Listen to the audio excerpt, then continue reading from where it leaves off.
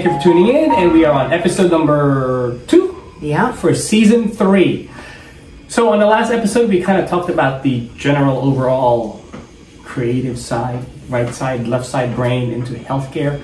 So today what we're going to do is talk a bit more about one specific thing that Tanya and I saw, which we think are very applicable into the healthcare setting. So in specific, it's the utilization of these huge, giant coloring poster boards. Is that what you call them? Posters. Coloring posters? Yeah. And we're not talking about like a little small one. We're talking about like wall-size coloring ones. Have you seen those at all? Not in real life. Not in real life? No. Oh, I've seen them in the settings that I've been. Not in the home not in the home setting, but in the facility settings. You know, long-term care, hospital, and at first I kind of, when I first saw it, I'm like, what's that? I thought somebody was bored. Yeah. You know? But then I realized, you know what, there's truly a lot of creativity that really can come about by utilizing these mediums. So do you really need to be somebody who likes to color? Do you like to color? I mean, I don't dislike it. I don't make time to do it though. Do you? No, but it's probably more from a time perspective. That is something same. But it's something that I would really enjoy doing. And my wife Jennifer, she has this coloring book, and sometimes like she an adult coloring book. I have one. I have pencils in the coloring book. I never take it out. Now, have you seen your patients and clients really use that, or do you guys use it in your setting? No, we don't. Actually. Really? And you so we have pediatrics. No, but we have like coloring pages and a box of crayons that we might give a child who doesn't want to be there and is losing patience because we're behind or whatever the case may be. Okay. We have that, but we don't have this. Like a community coloring page. Yeah. Okay. So let's first establish, I mean, do we feel that having a coloring board, what is this thing? Biggest coloring book ever. I don't know. I didn't even know you had this. All right. Is this Jen's? I don't know. Where did we get this? We're talking off camera. Oh, so this was actually my mother-in-law. So something like this. But what we refer to is something really much bigger that's on the wall. Yeah. Right? And this is really very intricate. Yes. Yeah. So actually, I might take this. I know. I was thinking, like, how can I swipe this? Are they all mandalas? No, they're different things. What do you mean mandalas? Oh, aren't these mandalas? Some of these. Maybe this is I don't know. You know, the Indian circle thing. I think it's Indian. Hindi. But anyway, this... Okay, let's put this aside. Yeah. Something way bigger, right? So, I've seen this in some of the settings that I'm in. And I see the value in it now. Because actually, the last time I saw one actually stopped... picked up the coloring marker. It was a coloring marker. It wasn't a crayon. Yeah. The marker, and actually doodled a little bit in color. Yeah, but it wouldn't have to be a marker. Actually, I was just thinking it could be pencils. They're easier to maintain, or actually crayons. But I do have some of my patients who actually just enjoy doing the arts and painting and coloring there. So let me tell you my experience when I just kind of poo-pooed it and like just walked by it. But then when I just I only took like maybe 2 minutes as I'm walking through the hall and I saw this big board. I said, okay, let me go stop. And I grabbed it and I just kind of did a couple of lines and was very careful to make sure I didn't go over the line. And for me, I actually did feel like my brain took a pause and took a break and just relaxed for that moment. Yeah. Because I wasn't thinking of my next patient that I was going to see. Right. It was just more like, okay, let's just take this time and color here. I mean, I probably could have stayed longer. I mean, I wasn't really pressed for time too much. But what does that really do? I mean, because for my feeling, I felt this short, small shift. It was kind of nice and refreshing. So, I mean, I feel this is certainly underutilized in the industry. What do you think? I think you could be right. I kind of like it. I'm always right. No, he's not always right. 100%. So, 100. Okay. I concur. Okay. So anyway, in those cases, right? Is there a reason why we think this considered art therapy? I guess it's art therapy for the staff. Yeah, exactly. Right? Yeah. So why isn't it used enough? Or, I mean, why don't you guys use it? I don't know. I'm thinking about it. Maybe you should start it. Mm-hmm. How much is it? Have you looked? I think about $50 for a big one, something like that? Yeah, maybe not even, depending on where you buy it. Yeah. And then the pencils, which I think I would use either, or maybe I would use crayons. I mean, crayons are cheap. A pencil more precise, though. A sharp pencil is way more precise. So. Yeah. Okay. Why? I don't. Just buy one. Just buy one. But here's what I'm thinking, though, right? Why couldn't it be electronic? Like a big electronic board that I feel like that's not as, I don't know. So to me, that's like using AI to create a picture for yourself. I feel like it's much more artistic I just feel like it's more artistic when you have the paper and the actual coloring medium. Well, here's the thing. If you utilize technology, it's a one-time investment and you're not rebuying. Because once that board... Assuming nobody breaks the technology. Is full. But also, if you think of use artificial intelligence, not AI, but if you use an actual electronic board, you could have multiple different ones. So if somebody wants to color something more in like a pastoral nature, while if somebody wants to color something more like a painting type. Yeah, but don't you think it's kind of cool to have a community project though? Yeah. That is completed as a community, and then maybe you even display it after it's completed, and this is, you know what I mean? Yes, as soon as I said that, I knew what you were going to say. And for a change, I'm going to agree with her. Right. True. There is certain, and even the feel of feeling a marker, right, or a sharp colored pencil or a crayon, the tactile sensation of that. Because I think that's actually part of it. That's the tactile feel. Yeah. And I guess say with people when they read, some people don't like to read on some sort of Kindle or electronic media because they like the smell of the paper. They like the tactile sensation of turning and hearing the page flip and dropping the book and going, oh shit, where was I? Yeah. So no, I agree. So why don't you buy one for your office? Okay, maybe I will. Yeah. But why do we think why should we be doing this? As I mentioned, in my very short experience with it, it actually relaxed my brain for a moment. Yeah. It really did.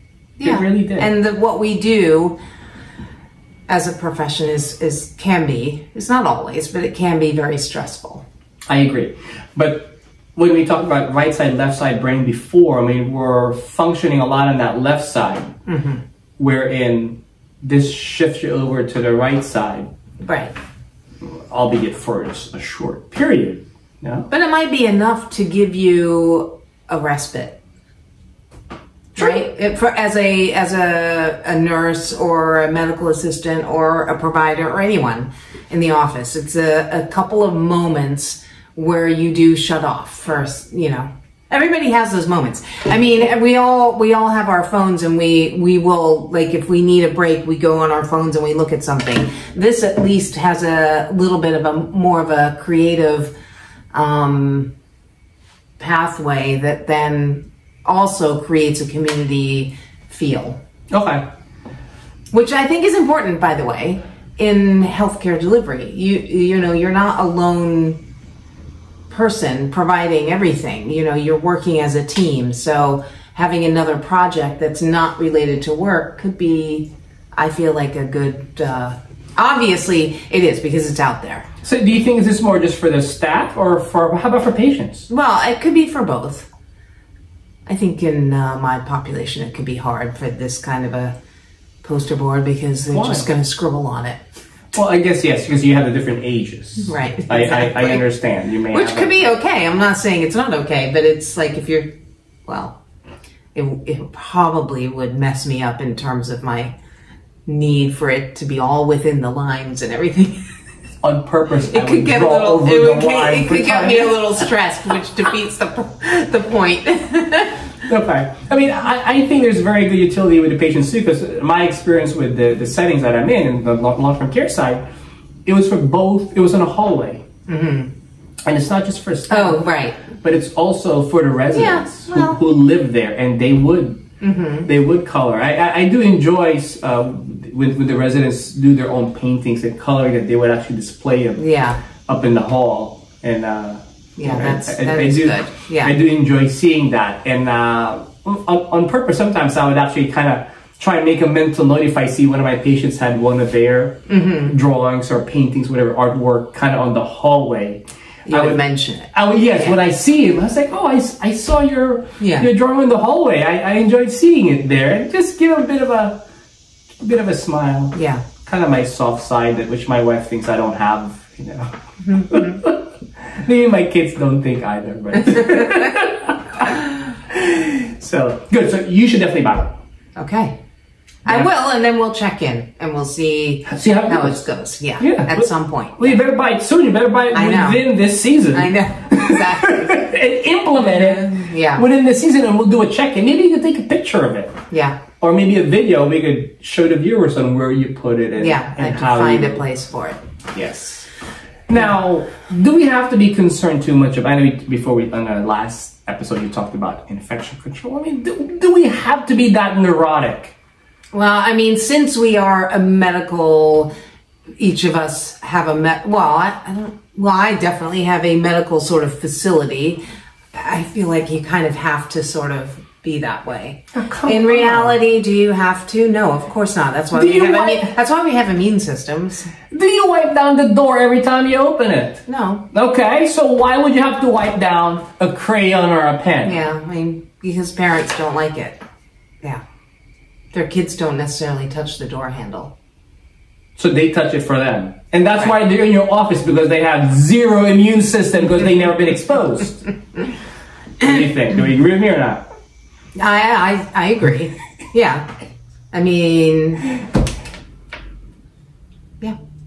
Exposure. People need to be exposed. Like you said, we have immune systems. Let them work. Yeah. So I'm not too concerned about necessarily. Yes, if they have a known communicable disease, yes, of course. Right. I get that. Right? But if this is your normal course of a day, I mean, it's fine. My opinion. Yeah. Okay. So, all right.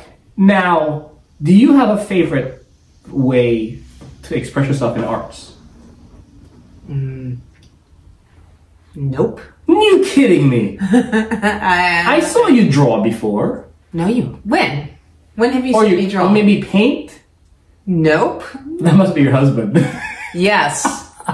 He's the artistic one in the family. Yes, for sure. So that doesn't mean your mom is your mom has beautiful paintings. So I didn't sort of inherit that. I won't say I'm never artistic. Okay. I mean, I take care in how I dress and what I put together. That could be considered artistic, I guess. Yeah, like your female tie. Yeah. Scarf. This is called a scarf. I don't know. I think it's a female tie. But I do. Okay, so I am going to admit something that is really dorkish. But I do cross stitch. I've done that too. Yeah, that to me is very therapeutic. That even it is artistic, but I'm not creating the art. I'm sort of working on it. But yeah, that's sort of my creative outlet. So, me and my wife, we said we were going to knit a blanket together. And we were knitting a blanket together, so it's about yay big right now. How long have you been working on it? We haven't touched it in probably 20 years, but Wow. It's about yay big right now. So we have a long way to go. Yeah. I don't even know. It's sad because we run out of time because we are always so busy, all of us, you know. But yeah, I think at some point I need to finish that blanket. Yeah. So basically I would do the cross stitch while I watch TV in the evenings. Why? Why couldn't you just focus on watching TV? I mean, we're not really talking about the topic Well, I right do. now, Sometimes I know. Yeah. Sometimes I do, but it's nice sometimes to do that and watch TV. I feel more productive. But I don't understand that. So is that the same sense of when I talked about when I was walking down the hall and I took a moment to color because I shifted from left side to right side? Are you doing the same thing by watching TV and Maybe, cross although I stitching, don't, not meaning your consciously, no. No? No. Okay. So let's kind of go back into our rethinking aspect here. I mean, I think we both agree that there's definitely a benefit, but yeah. Is there truly a push for it? I don't know that there is. Or is there even budget for healthcare systems to have these more therapeutic, not for the patient, but therapeutic for the staff aspects to kind of implement? Do you know? No, actually not that I know of. I don't think that anywhere I've worked has used some sort of creative outlet as a stress reliever / respite, you know. Are you going to buy this poster with your own money, or are you going to well, I'm going to buy it with my own money. How about you ask your administration saying, hey, I think this would be very beneficial. See what they say. Well, I'm going to do it first and then prove that it's beneficial. Why don't you ask first? I'm just looking. Because I don't mind doing it myself, but I know what you're saying. But that's the point. It's like, okay, us as healthcare, people in healthcare, we know it's good for us, so we spend our own money instead of actually a system supporting that. Right? Yes. I wonder. But I do think it has to be a stepwise process. I do. At least in my organization. I wonder if other parts of the world, who may have socialized type medicines, do they budget for something? Yeah, budgets is specifically for these. Yeah, no idea. I don't know. Maybe we could try and check with some of our contacts internationally in the healthcare system and see if they have those. But well, anyway, so we think that these giant posters truly have good benefits into taking care of the staff. Yeah. Giving them a bit of a mental break, but also I think for the patients as well. So I think it goes both ways. So at least from my perspective, I'm not going to speak on Tanya's behalf, at least from my perspective, I think it should be, the whole system should rethink really implementing things like these. And this is just one example. Yeah. There's other ways to do it. So Tanya, anything else you want to add? I don't think so. No? Okay.